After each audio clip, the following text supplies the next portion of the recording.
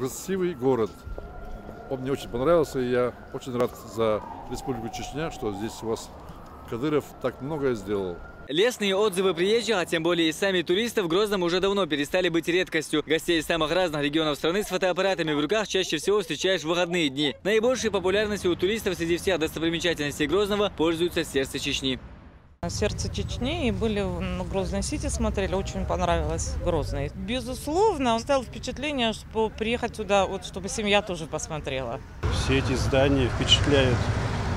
В общем, прекрасный город. С высоты посмотрели, пофотографировали. Очень классно смотрится. Я думаю, уже мы как бы в памяти отложится и будем скучать. Только с начала текущего года в регионе успело побывать около 20 тысяч туристов. И не только из России. С каждым годом расширяется география. Так республику уже посетили жители Соединенных Штатов, Японии, Иордании и почти всех стран Старого Света. Название суровое. Вот, собиралась, конечно, долго. Желание было такое поехать к вам. Но название города само говорит за себя — Грозный. Но Чечня меня впечатлила. Потрясающе.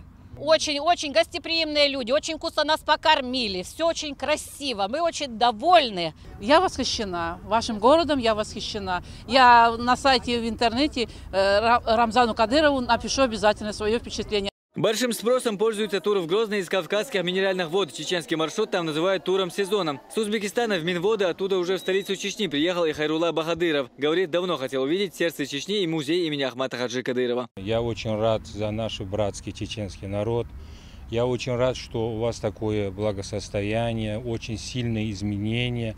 Меня, конечно, поразило, и я думаю, что мы обязательно, у меня такое намерение, что обязательно я еще раз посещу вас город. В центральном мечети я помолился за чеченский народ, за ваших руководителей. По мнению специалистов, приток гостей в республику не остановится и в зимний период. Однако, по прогнозам, уже на следующее лето ожидается наибольший рост туристов в Грозном. Хамзат Аюбов, Магомед Мударов, Тамерлан Арстанукаев.